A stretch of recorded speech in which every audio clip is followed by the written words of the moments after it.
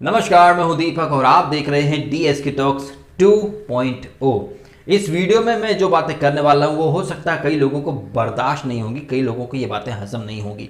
पिछले 2-3 महीने से किसान किसान किसान किसान, अगर आप आज खाना खा रहे हैं तो से थैंक्स टू अ किसान, आज आपकी थाली में निवाला है तो से थैंक्स टू अ किसान। किसान भाई टेक्निकली हम सब किसानों की ही औलाद है। हमारे पूर्वज कोई टाटा बिड़ला अंबानी नहीं थे, सब गरीब ही थे, सब किसान ही थे, किसानी कर करके आगे आए हैं। लेकिन पिछले 2-3-4 महीने से जो एक माहौल बनाया जा रहा है, इसके ऊपर मैंने दिसंबर में एक वीडियो डाला था। मैंने अच्छे तरीके से एक्सप्लेन किया कि कैसे 2019 अक्टूबर नवंबर दिसंबर से शाहीन बाग में दंगे का माहौल बनाने की कोशिश की गई, और जब प्रेसिडेंट ट्रंप 24 फरवरी 2020 को जब इंडिया आने वाले थे, 23 फरवरी की शाम से दंगे और साजिशों की शुरुआत हो गई थी। फिर तो आपने देख लिया, चाहे वो अंकित हो या हवलदार रतनलाल हो, और दिल्ली में कई सारे पुलिसकर्मी, कई सारे हिंदू, कई सारे मुस्लिम, दोनों ही साइड के लोग इंजर्ड भी हुए, मारे भी गए और प्रॉपर्टी का नुकसान हुआ। सो अलग इन सबसे ऊपर हमारे देश की छवि, जब अमेरिका जैसे देश का प्रेसिडेंट आता है, उसकी मौजूदगी में यहाँ पर दंगे फसाद होते हैं तो देश कहीं ना कहीं सिर झुक जाता है। अब यही पैटर्न जब मैंने स्टडी करके आपके सामने 2 महीने पहले रखा तो उसमें भी कई लोगों को दिक्कत थी। हालांकि 400 से ज़्यादा लोगों ने ज़्यादा उसे देखा नहीं था।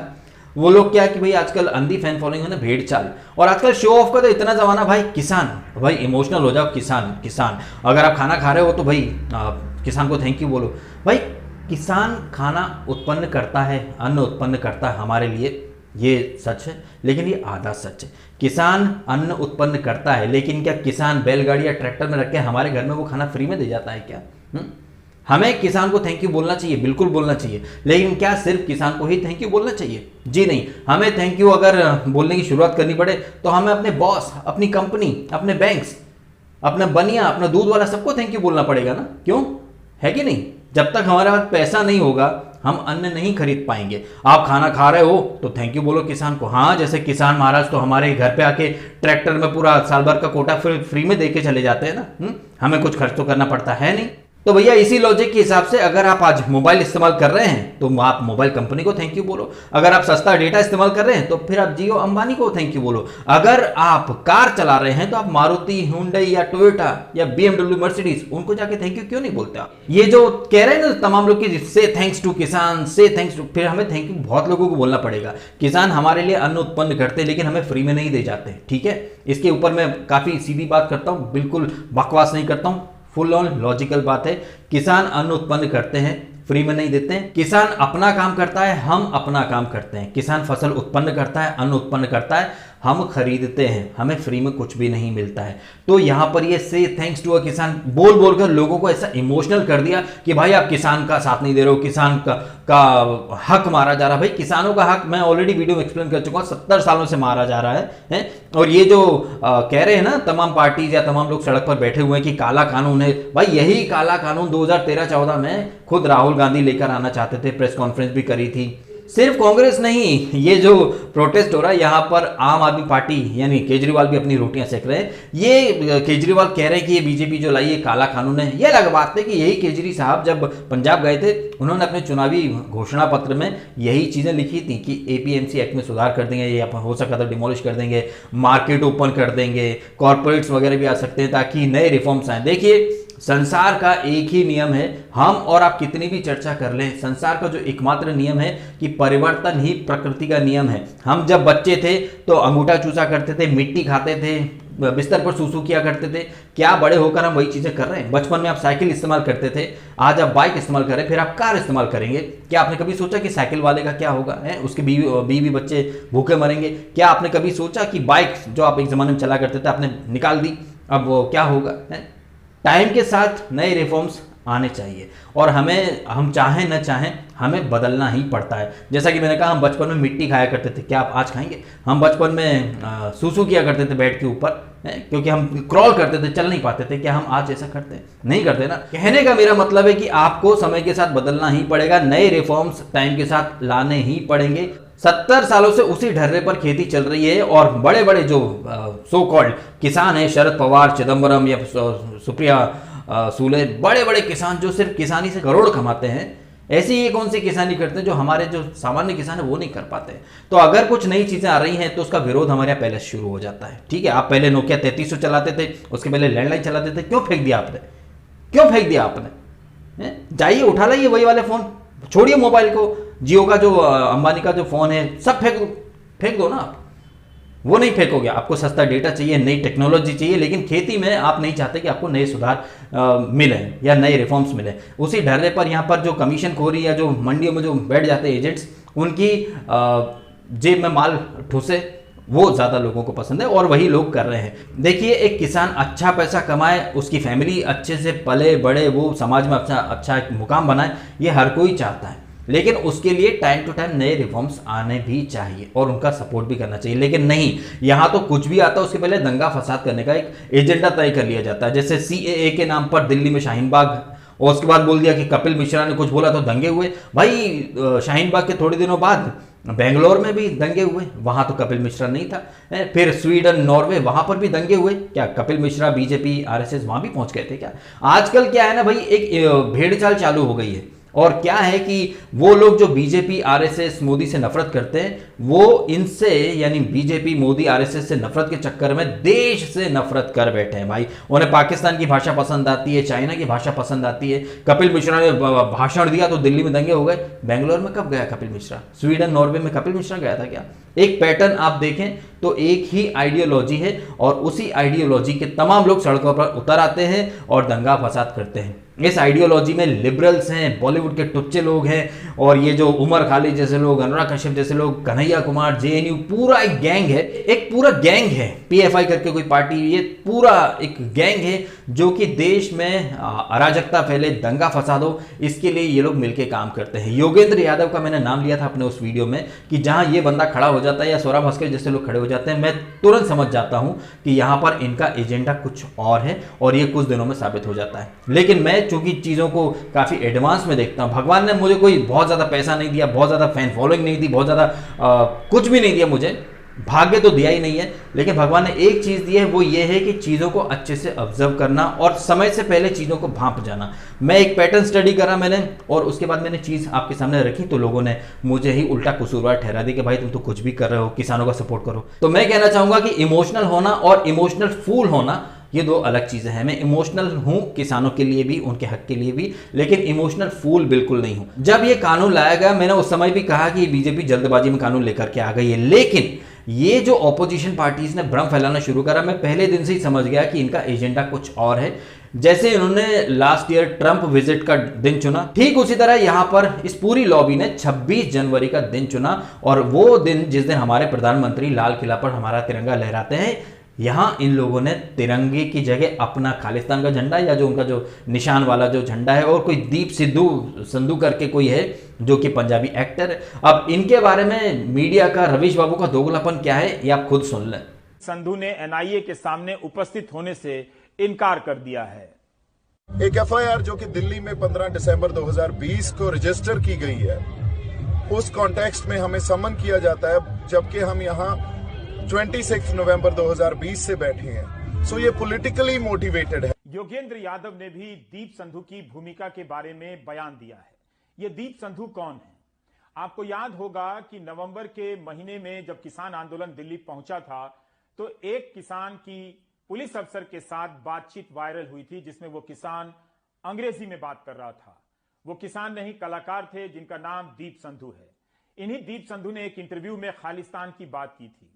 आज लाल किला से इनकी तस्वीर वायरल हुई जिसमें ये वहां झंडा फहरा रहे हैं, तो कई लोगों ने सोशल मीडिया पर इनके BJP के साथ, नेताओं के साथ की तस्वीरों को वायरल करना शुरू किया और यह सवाल उठाया कि क्या इन नजदीकियों का भी दीप संधू का वहां तक पहुंचने में कोई भूमिका हो सकती है, इन नजदीकियों की, क्योंकि दीप संधू प्रधानमंत्री के साथ भी देखे जा सकते हैं और BJP के कई नेताओं के साथ। अब आप दोगलापन देखिए इस लॉबी का। पिछले साल जब दिल्ली में दंगे हुए, अंकित को करीब 50 बार चाकू मारा गया और रतनलाल जो हवलदार थे उन्हें भी मारा गया। एक शाहरुख करके कोई लड़का था टिकटॉकर, उसने सरेआम कट्टा निकाला है, पिस्टल जो भी थी हवलदार के ऊपर तान दी, और इस बार हवलदार के ऊपर नंगी तलवार तान के एक सरदार जो था वो खड़ा हो गया। अब आप देख लीजिए भैया, how it started versus how it's going. ये है एक पूरा इनका पैटर्न।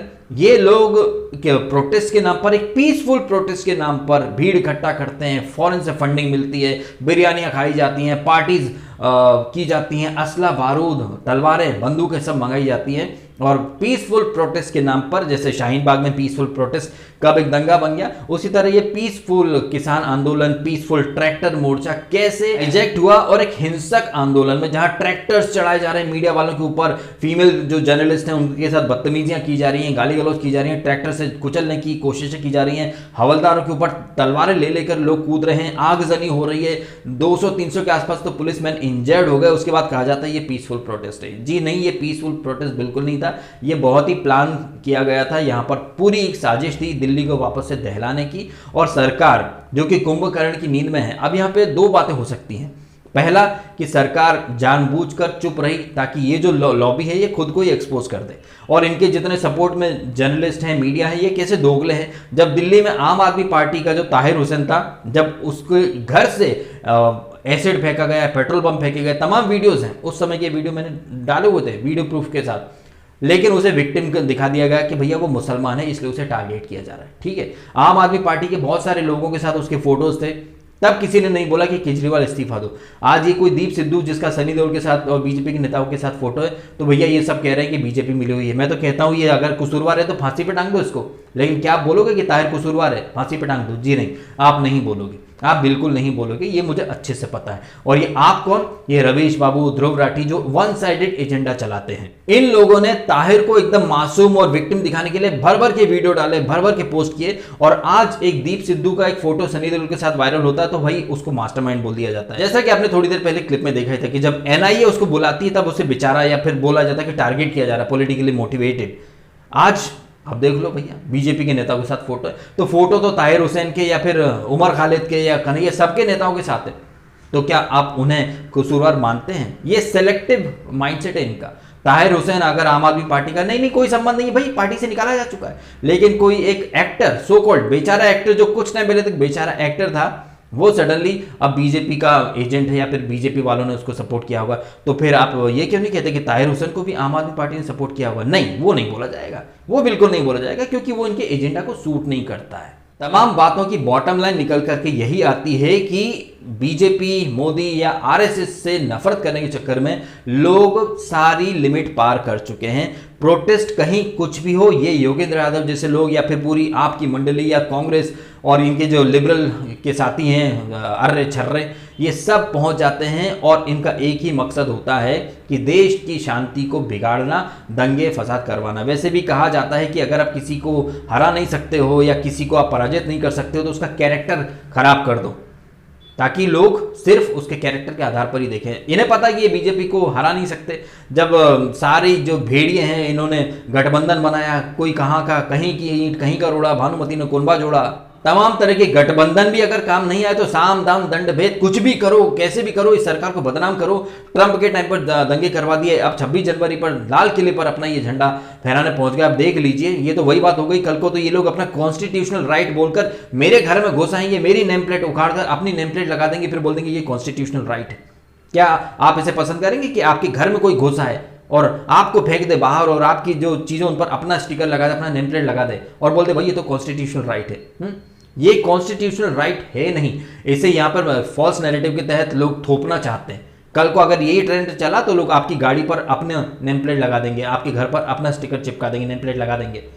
क्या आप इस चीज़ को बर्दाश्त करोगे? नहीं करोगे। और ये जो तमाम लोग कह रहे हैं ना कि ये अंबानी को बेच दिया, ये बेच दिया, वो बेच दिया, मुझे बड़ी हंसी आती है जब लोग अपने अनपढ़, गंवार और जाहिल होने का अच्छा सा सबूत देते हैं। अडानी 1988, अंबानी 1973, तब न मोदी था, न मोदी का एग्जिस्टेंस था इंडियन पॉलिटिक्स में। तो ये कहां से पैदा हो गए अडानी अंबानी? आसमान से टपके थे क्या? बड़ी ही कन्वीनियंटली लोग रवीश बाबू या ध्रुव राठी की बातों में आकर बोल पड़ते कि भाई देश बेच दिया मोदी ने, देश बेच दिया। भाई क्रिकेट वर्ल्ड कप 1983 तक इंग्लैंड में होता था, इंडिया में पहली बार हुआ तो उस कप का नाम क्या था? रिलायंस कप। तब मोदी था?